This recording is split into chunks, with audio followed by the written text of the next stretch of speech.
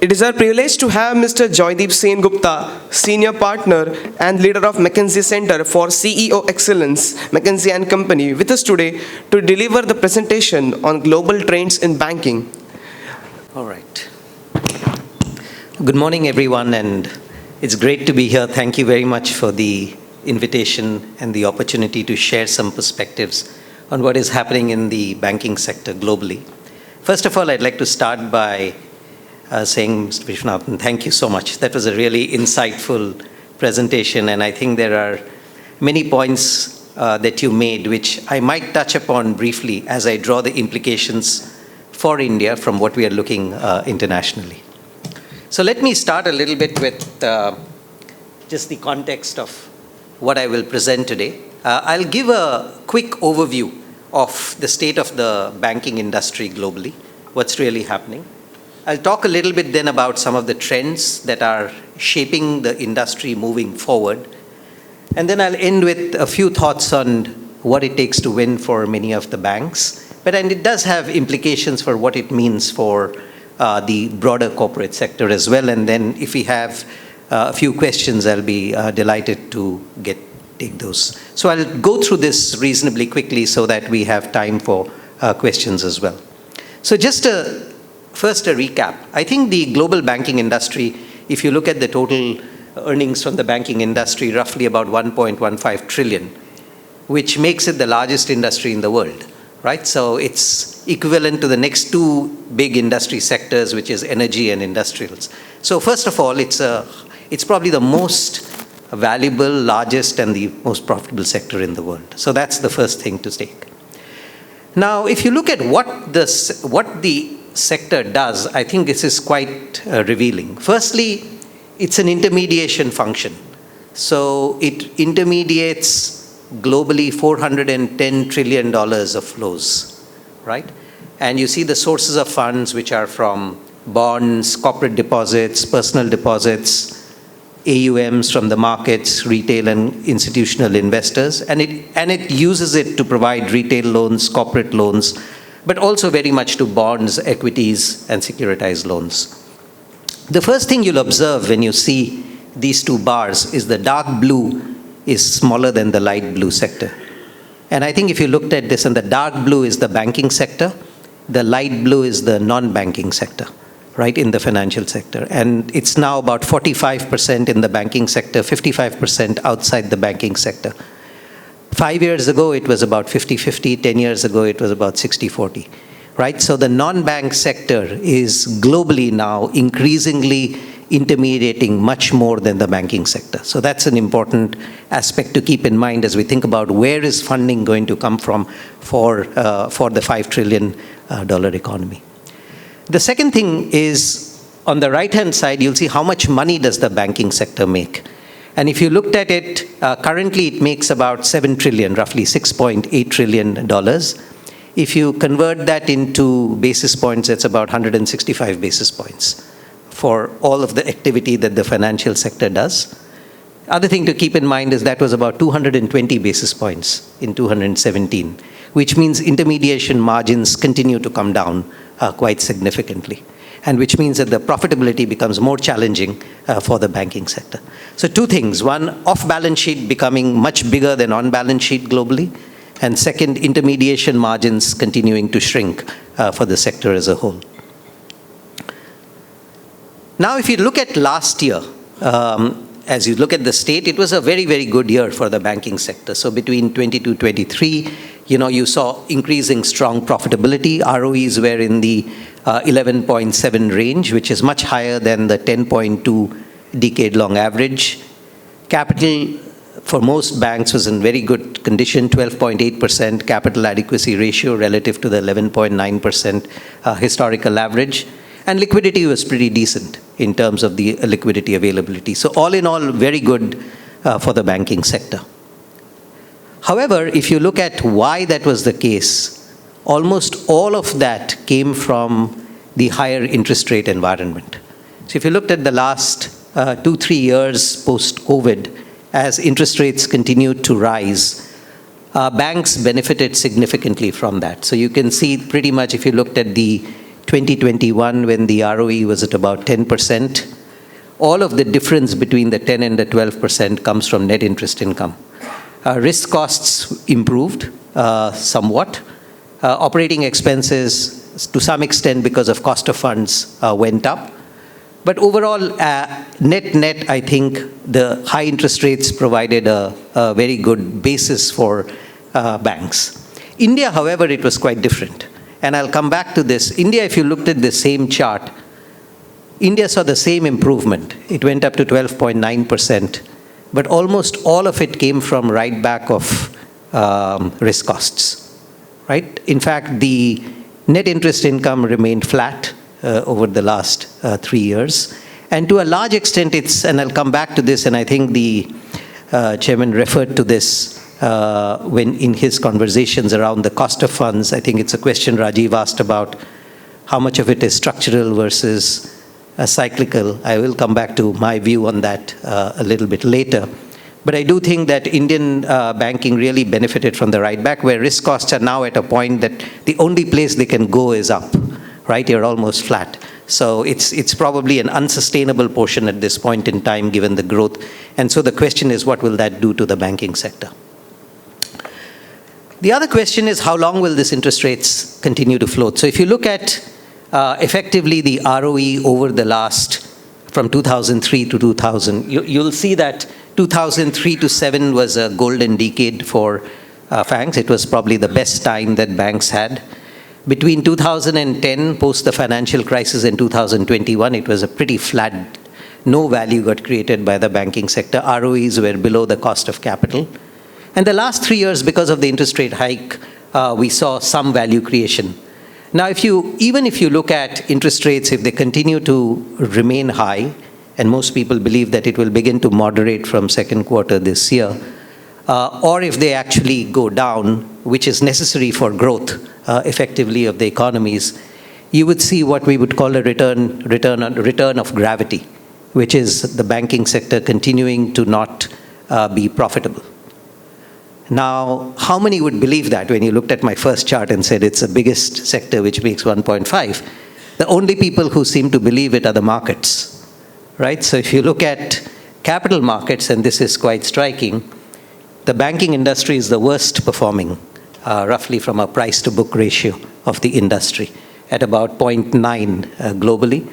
If you look at every other sector, pretty much well below. So there's a 68% gap between the global banking number, which is the dark black line at the bottom, and the average of all other industries, which is 2.3.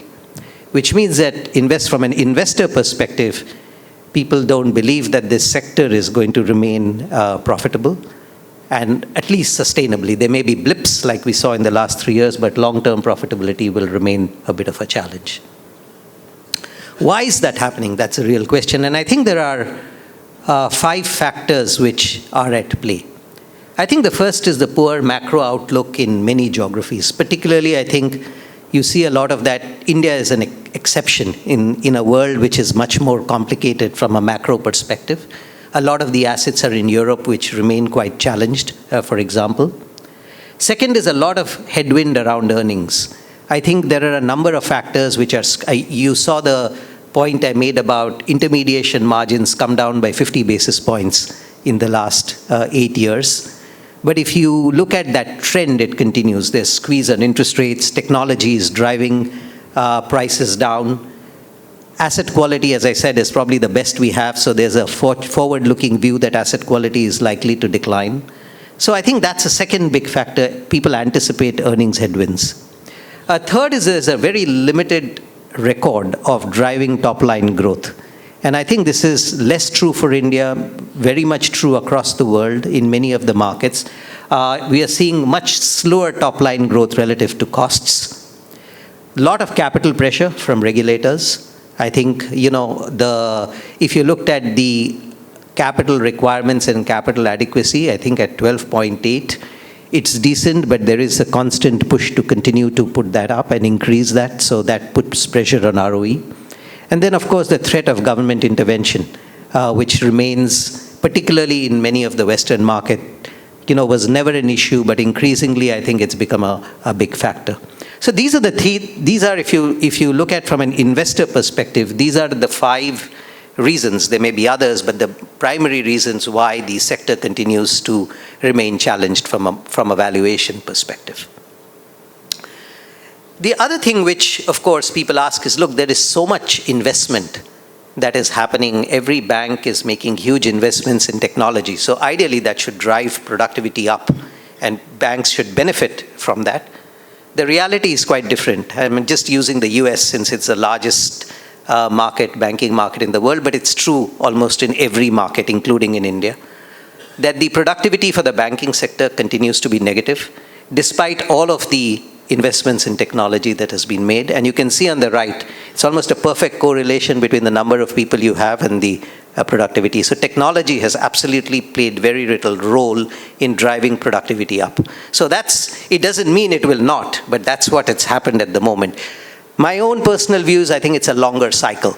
And I think the question is, how do you really adopt this at scale? And I will come back to, there are institutions who have got the benefit, but the sector as a whole has not. And I think this is an important factor to keep in mind.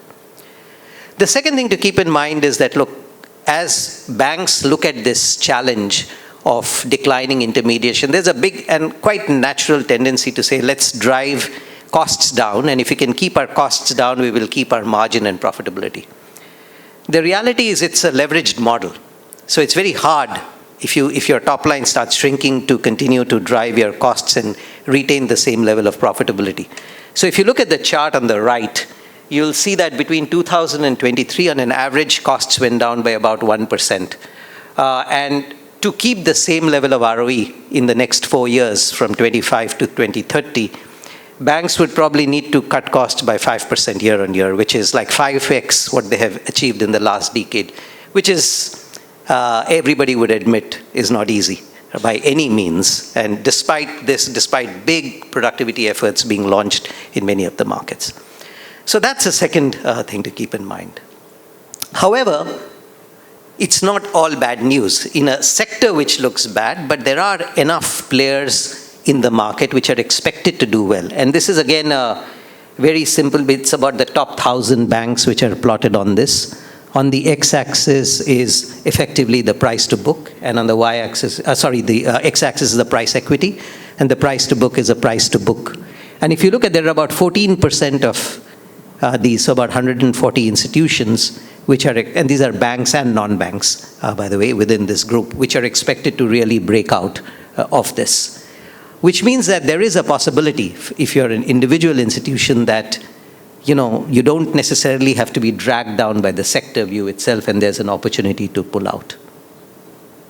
So I just wanted to give a quick sense of what the banking industries look like. Very large, challenged from a profitability perspective, despite the last year being a fabulous year. There are forces at work which are creating complexity and dragging intermediation costs down. And net-net, it's a structural problem, not necessarily a problem which is cyclical. Important to keep that in mind. However, good news is that it's not the same for all. About 14-15% of institutions have found the way and are beginning to pull out effectively. So let's now then look at the future. If that's where things are, what are some of the trends which are shaping? And I'd like to start because banking is, as all of you would know, is a reflection of the real economy in many ways. So what are some of the big trends which are shaping the world in me? The first is new society. And I would say new society, which means that our perspectives and presences are moving further apart. And all of us see that in the political discourse, we see that in the social discourse, so there's much more divergence happening. One implication of it is you see that also in the way generations of customers' expectations change. We are seeing big customer expectations shift. And I'll talk through some of the implications in a second. Second is on technology, we're breaking all limits. One of the big challenges that if you talk to most bankers, they would say that, look, we are investing in technology, but before we get the benefits of what we're investing in, new technologies come in. So you need to keep investing all the time. So how do you know what to invest in? How do you know what's the right architecture? How do you know that you don't get into a place where obsolescence risk doesn't catch up? because organizations are just slower, much slower to move than technology is. So technology moves faster than organizations can. And I think that's a big, big challenge. And clearly data, AI is transforming the way banking is being done. Third is the new economies, in many ways. We saw that in the internet and the technology world where winners take all. I think we are beginning to see that as well in the financial services space. This 14% of the institutions that you saw, right? So you do have a phenomenon where a vast majority of the institutions don't succeed, but a few who do take all the benefits of it. And I think we're beginning to see the same trend in the financial sector as well. The fourth is, I think, the new environment. I think climate change is here, notwithstanding all the anti-climate change rhetoric in the near term. I do believe that this is here to stay. It will become very important, I think, for financial institutions. Factor in both the funding and the risks related to climate in the way that they do business will remain quite critical. And there is a new social contract that would need to be formed by banks. And finally, I think a strengthening and reshuffling of globalization along new political lines. Geopolitics will play a significant role. I think at the very minimum, I think in some of the places like investment flows, capital flows, trade, we'll begin to see some of the impact of that coming onto the financial system as well. Now, if you look at these 5 trends, let me illustrate a few and these won't be new to you, but what will be important is just to look at the extent to which some of these are playing out. So let's start with the customer. And if you look at the customer trends, I think it's quite startling. I think you'll see that 71% of customers, for example, expect personalization. 78% of consumers are more likely to make repeat purchases from those who personalize versus not. I was at a event, another banking event earlier this week in India, and it was quite ironic when they say that, look, when you look at the banking sector, when it was less developed, it was so much nicer because customers didn't switch, they wanted to stay with you and they trusted you. And now customers want to revolve, there is very little trust left and people go to whoever offers the best product or proposition. So that behavior, I think we are beginning to see. And if you look at customers, even main banks, it was always that, look, your main bank wouldn't be switched, you would go for a new product somewhere. But, our recent survey, which we just completed in 23, shows that 14% of customers are willing to switch their main banks within 12 months. So we are looking at a very new customer. And again, if you look at how they want to engage, a vast majority now wants to engage digitally. So implication is, I think, a real shift in the way you think about distribution. How do you think about investments in personalization, convenience, I think become very, very important factors. Doesn't mean that physical distribution becomes less important. It just means that the nature of what you do in those physical channels changes completely. So that's the first shift which we are seeing. Second is experimentation in many ways is giving way to rewiring. And this is really an important notion. I think in the last 5 years, I would say, when I talk to most banks, including most of the banks in India, there is a lot of work which is going on in the space of technology. But I would say a vast majority of that is in the realm of what I would broadly term as experimentation. What does experimentation means? Lots of use cases, lots of pilots, lots of, we want to get digital talent and tech talent. So pockets of tech talent being hired. You get 50 people from Google and say, okay, now we've become a new tech company. Or lots of sidecars, right? We put sidecars in effectively, we isolate and create the silos and we create all our experimentation within that, but don't link it to the core. Technology continues to remain the core banking basis, some movement away, but by and large the same slow release cycles. Data is still siloed within the data departments, if you may. They are expected to be service providers to the business and the rest of the bank. And then, as people say, more pilots than Air India has, right, in the financial system. Lots and lots of pilots. So I think this is where we are seeing, and this is the state of the industry today. And fundamentally, it's not sustainable because in many ways, these 13-14% of institutions are beginning to say that, look, if we need to really succeed in this new environment, the whole business needs to be rewired completely. What are some of the elements of rewiring? For example, talent mix. It's no longer an outsourced. IT can't be outsourced. this banking business is now a technology business. I think I saw the last page with Mr. Vishwanathan showed up, right, about customer centricity, about technology being some of the things that the governor pointed out, and I think it's really true. Banking is that now, so you have to have that as a core part of your business as opposed to outsourced or spit somewhere else. Operating model, we can't have all of these sidecars. They must be integrated very much. The organized business and technology need to be one in many ways. Data everywhere, right? Because all this, if you think about what customers are asking in terms of personalization, very much the models need to be built into what we are really driving. And the linkage of marketing, product management, data, analytics, technology, pretty much have to operate in an integrated way to be able to offer that degree of personalization at the right time and with the right degree of convenience. So in some ways, this rewiring of the organization is super important. It's also not easy, right? It's very, very challenging because banks are not designed to do that. The people in the banks are not trained to do that and don't have necessarily the history to do that. So it's a big challenge for the organization. Third is, of course, generative AI. And we do believe that of all the sectors, certainly banking is one of the ones which will get significantly impacted. I would say there are lots of places where it could, we looked at it right now for one of the countries where the regulator had asked us to look at it across. So we looked at 57 job families in the financial sector. It basically said that 35 of those job families get significantly disrupted. 10 of those job families disappear, and there are about 4 or 5 which probably remain. It's a huge transformational opportunity in some ways for the sector. Particularly, I think customer service, marketing, the technology and software engineering are areas which get significantly impacted. That's the second trend. Third trend is really around the competition for customer ownership. And this goes back to who owns the customer, and historically the banks have always owned. But today I think we are seeing the ownership of customers now being taken away in many ways from the banks. So whether it's the fintechs, whether it's the retailers, whether it's the ERP providers of the systems, whether it's big tech, telcos in some case, and even private credit. And I'll come back to this. So across the spectrum, whether it's on the retail side, which generally we've been talking about and we're more familiar with, but frankly, I think the bigger transformation is happening on the wholesale side of the balance sheet and the SME side of the balance sheet. Just to give you an example, if you look at this trend, this is, again, the role of private direct credit from private equity firms and providers of private credit.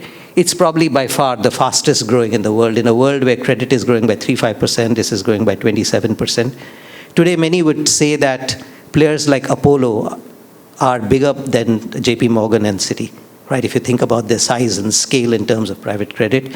Where is the money coming from? More than 50% of the money this year into private credit came from insurance companies, right? So insurance companies providing funding to the LPs who are providing direct credit. In the US today, 75% of credit or lending to SMEs and mid-corporate comes from private credit, not from banks anymore. So effectively, if you think about this degree of disintermediation, it is quite massive. In fact, there are some of the large players like Ares Capital with 500 billion, they're already in Asia. Individual players have put in $150 billion of credit at play. So this is something which is a huge phenomenon, which we think is, we don't know if, it's always hard to say that, is this without risk? I would imagine that there are risks which we haven't quite seen yet in terms of the assessment, etc. But frankly, long-term credit or even medium-term credit, whether for infrastructure, whether for real estate, whether for developer financing, a lot of that is coming in certainly through this. And a lot of the SME credit is coming through this channel as well. And finally, I think what that's leading to in many ways, the old traditional business model of banking providing products and services and therefore being organized around products and services is shifting to being what we would euphemistically call a network of platforms. And a network of platforms very much around a customer need, whether it's on complex financing, whether it be in terms of everyday banking, whether it be in terms of intermediation of large credit, as you saw, and so on. So, these these platforms effectively are integrated across banking and non-banking businesses. The fourth, I would say, is on sustainability. And I think suffice to say that this will be a very important, and I would imagine that a market like India, it would become even more relevant given some of the challenges that we see. Notwithstanding everything that we are seeing today, the increase in regulations, the ambitious public stimuli around this which is expected, the volatile energy environment, all of this means that the investments behind sustainability are ramping up, and I think financial intermediaries, including banks, need to be quite thoughtful in how they're going to participate in this and the implications it would have effectively for the balance sheet. So just a quick recap, these are the four big shifts and trends. Shift in customer expectations, disintermediation of the banking system, sustainability, and pretty much, if you look at this and the whole rewiring of the organization to meet this, are the four forward-looking trends, I would say, that you would have to take in mind. And therefore, the question is, what does it take to win if you're a bank? How do you operate in this environment? And I would say what we would really call this the management quotient. This is where the managements of the bank come into play. This is why they're there effectively. And I think there are three which are structural and one which is execution oriented. The structural points are around segments. So I think the universal banking model, which held us well for over years, we do think will get disintermediated around these five broad ecosystems that we described, or these five platforms: everyday banking, complex financing, wealth and advisory, large-scale intermediation of wholesale funds. And I think banks will have to choose their spots as to where they're going to focus on and where they're going to win. It's going to be hard to win on all of these dimensions. Second is scale. And I think goes without, scale is really important, and not the old scale as we thought it, which in terms of number of branches or assets, but scale in terms of number of customers. And I do think that will become a very, very critical driving factor as well. And the third is location. And location is somewhat counterintuitive, but one of the beauties about banking is where you play is 5 times more important than, it's a little bit like you have to fish in a good pond, right? You can't fish in a shallow pond. And I do think that location strategy becomes important. Having said that, I think some of those are harder to change. If you are where you are, it's harder to change some of these factors. So what matters a lot more is the rigorous operating execution on some of these areas across a range of capabilities that I described. So just to summarize these, where would you need to bet and where would you need? One is around the primacy in retail. You could say that, look, I really want to be primarily a retail bank, capture stickiness of deposits, higher fees income, and really invest in the technology required to really win the new age customers. Or you could simply say that, look, I want to be on the wholesale side and I want to really play in the unbundled balance sheet. I think this is one of the big factors which I see in India will become increasingly relevant, because banks will struggle in an environment where ROEs are under pressure, capital is under pressure, to really unbundle the balance sheet. So the originate to distribute model and the churning of the balance sheet, I do believe, will be one of the big factors that you should expect to see in the next 3 to 5 years, including from some of the largest banks in the country, as well as the emergence of newer players who are present already in India on the equity side of the balance sheet, but will now play much more on the debt side as well. And finally, I think the cost efficiency element, which will become quite critical.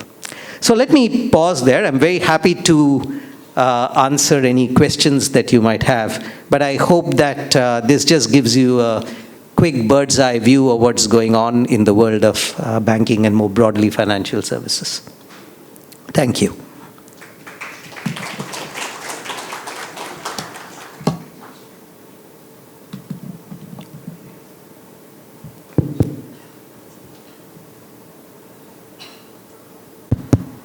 Thank you, Joydeep, for that extremely interesting presentation. A very quick question. You said that the margins have compressed from 220 basis points odd to 165 basis points in the banking industry.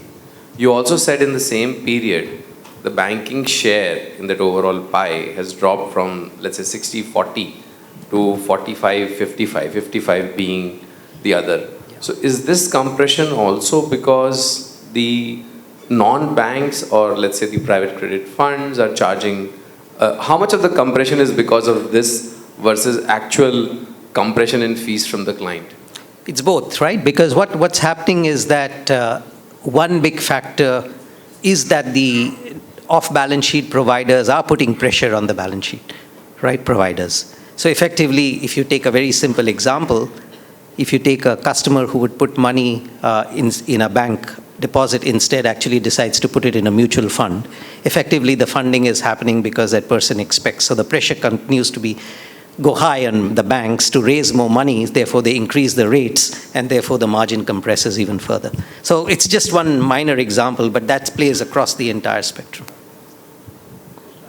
Just a detailed question. In that quadrant, you had 14% of the banks who are able to tide over both the cost challenges and the asset quality challenges. Where are they located? Are any of them in India? Is the location advantage? What did they get right? Yeah, just to clarify what that chart is.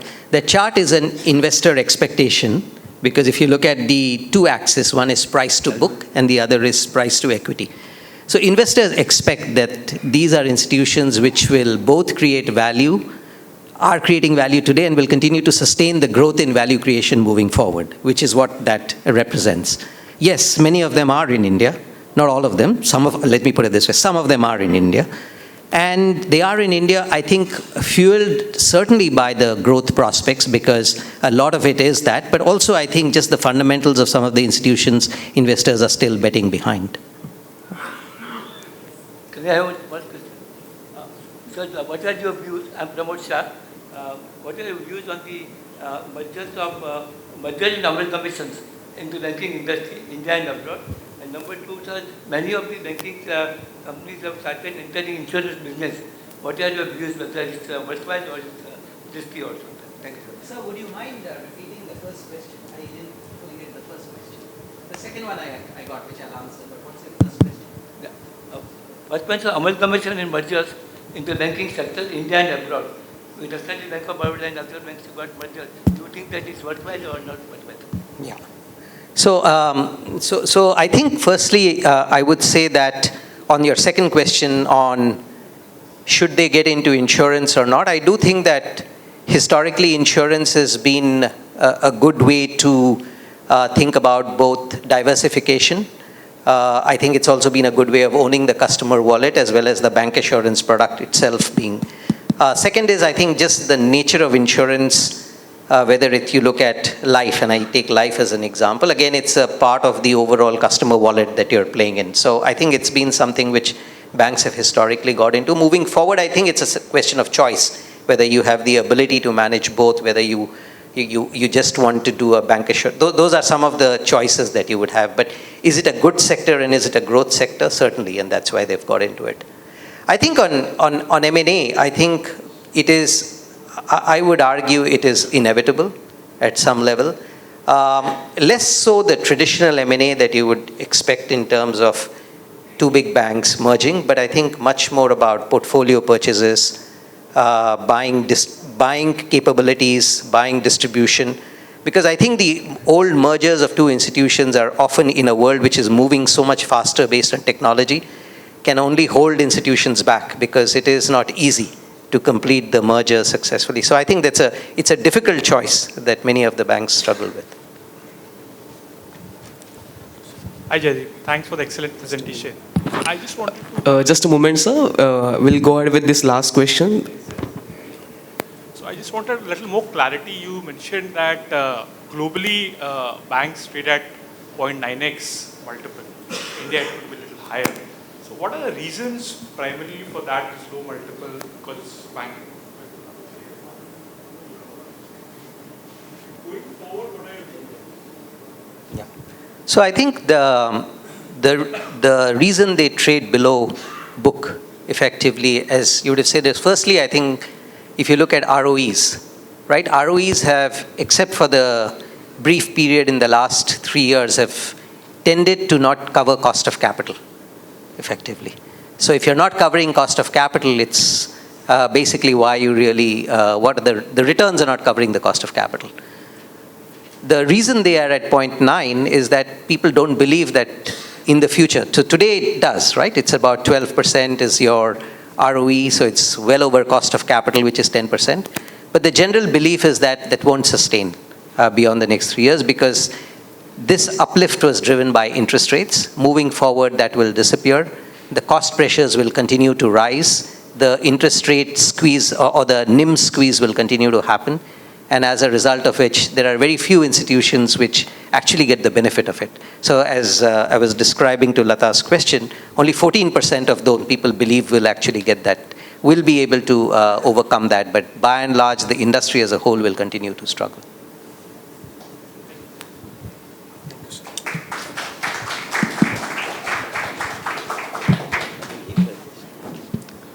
Hello. Sir, just a request, we could have the discussion in the venue outside. Thank you. I would like to request Mr. Rajiv Anand, Senior Vice President, Bombay Chamber, Deputy Managing Director, Axis Bank, and Co-Chair, BFSI Committee, to present a memento to Mr. Joydeep Sen Gupta as a token of appreciation.